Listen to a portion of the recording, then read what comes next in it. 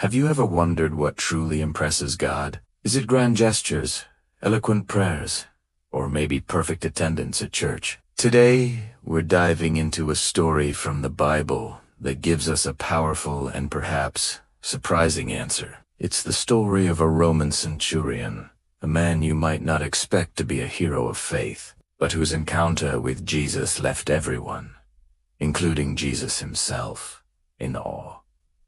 So, who was this centurion? Let's set the scene. We're in Capernaum, a bustling fishing town on the shore of the Sea of Galilee, which Jesus used as his base of operations. A centurion was a commander in the Roman army, in charge of about 100 soldiers. These guys were the backbone of the Roman military, machine-disciplined, pragmatic, and powerful. As an officer of an occupying force, a centurion would have been viewed with a mix of fear and resentment by the local Jewish population. He was an outsider, a Gentile, and part of the system that oppressed them. This particular centurion had a serious problem. His servant, someone very dear to him, was at home, paralyzed and suffering terribly. Imagine the desperation. In that era, a servant's life was often considered disposable, but this centurion deeply cared for his. He had likely exhausted all options. Local healers, physicians, nothing worked. Then he hears about Jesus. He hears about the miracles, the healings, the man who speaks with unparalleled authority. This is where our story, found in both Matthew chapter 8 and Luke chapter 7, really begins. The centurion decides to seek Jesus' help. Luke's account tells us he first sent some Jewish elders to plead his case. This is a fascinating detail. It shows the centurion had a good relationship with the local community. The elders even vouched for him, saying, "This man deserves to have you do this, because he loves our nation and has built our synagogue." This wasn't just any Roman officer. This was a man of character, respected even by those he ruled over. He was a man who, despite his position of power, showed humility and generosity. Jesus agrees to go with them, but as he's on his way, the story takes an unexpected turn. The centurion sends more friends with a message for Jesus, a message that reveals the depth of his understanding and faith. The message is, "Lord, don't trouble yourself, for I do not deserve to have you come under my roof. That is why I did not even consider myself worthy to come to you." Stop and think about that for a moment. This is a man of high rank, a man used to giving orders and being obeyed. People would have scrambled to welcome him into their homes. Yet, in the presence of Jesus, he feels completely unworthy. He recognizes the immense holiness and authority of Jesus, a stark contrast to his own perceived status. This is profound humility. He understood the cultural divide. A devout Jew like Jesus would typically not enter the home of a Gentile, as it was considered to make them ceremonially unclean. The centurion respects this, showing incredible sensitivity. But what he says next is what truly stuns everyone. He continues his message, "But say the word, and my servant will be healed. For I myself am a man under authority, with soldiers under me. I tell this one, 'Go,' and he goes.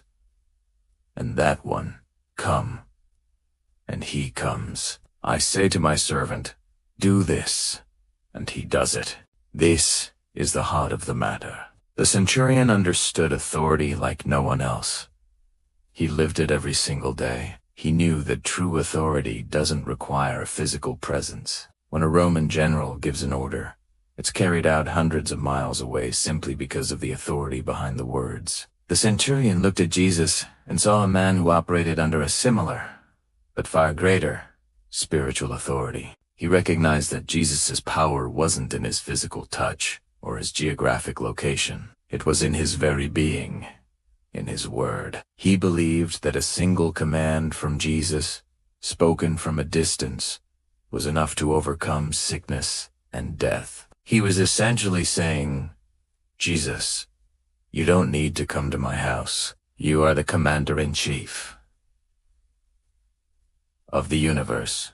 Just speak the word. Your word is powerful enough. Your authority transcends space and sickness.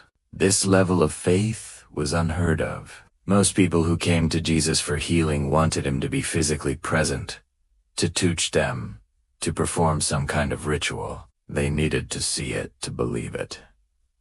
This centurion believed without seeing. He had faith in the power of Jesus' word alone. Now, let's look at Jesus' reaction. The Bible says, when Jesus heard this, he was amazed at him. The Greek word for amazed here is domazo, which means to marvel, to be filled with wonder. This is one of the very few times in the Gospels where Jesus is described as being amazed by someone's faith. He turns to the crowd following him and says, I tell you, I have not found such great faith, even in Israel. Think about that statement. Jesus, who had been ministering primarily to the Jewish people, the children of Abraham, the recipients of God's covenants and promises for centuries, declares that this Roman outsider, this Gentile soldier, has shown more faith than anyone he has encountered among his own people. This was a radical, paradigm-shifting statement. It blew the doors open on who could have access to God's grace. It wasn't about heritage, religious observance, or being part of the right group. It was about faith's simple, profound, and powerful trust in who Jesus is and the authority he carries. Jesus then fulfills the centurion's request, speaking the healing into existence. He says to those with him, Go, let it be done just as you believed it would. And the Bible confirms that his servant was healed at that very moment. The friends who had been sent returned to the house and found the servant completely well. The word was spoken, and it was done. The centurion's faith was honored, and his servant was restored. So, what can we take away from this incredible story? First, the power of humility. The centurion, despite his worldly power, recognized his own unworthiness before a holy God.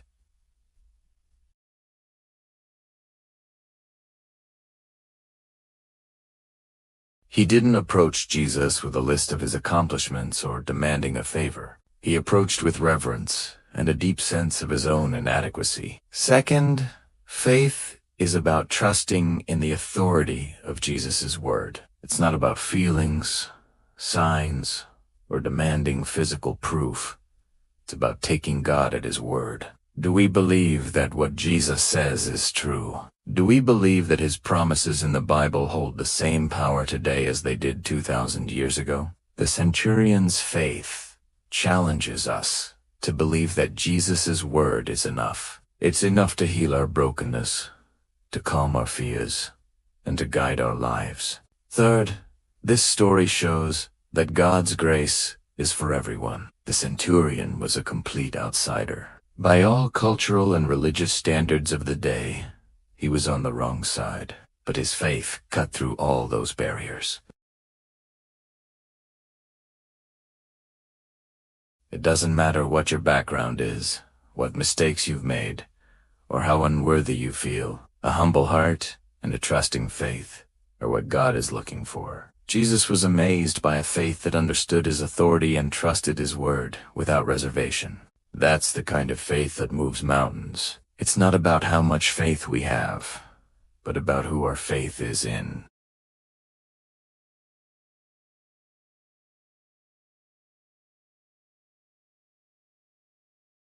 So today, let's reflect on our own faith. Do we approach God with the same humility? Do we trust in the absolute authority of his word, even when we can't see the outcome? Let the story of this Roman soldier inspire us to cultivate a faith that amazes God. Thank you so much for joining me today. If this story resonated with you, hit that like button and subscribe for more deep dives into the powerful stories of the Bible. I'd love to hear your thoughts in the comments below. What aspect of the centurion's faith stands out to you the most? Until next time, take care.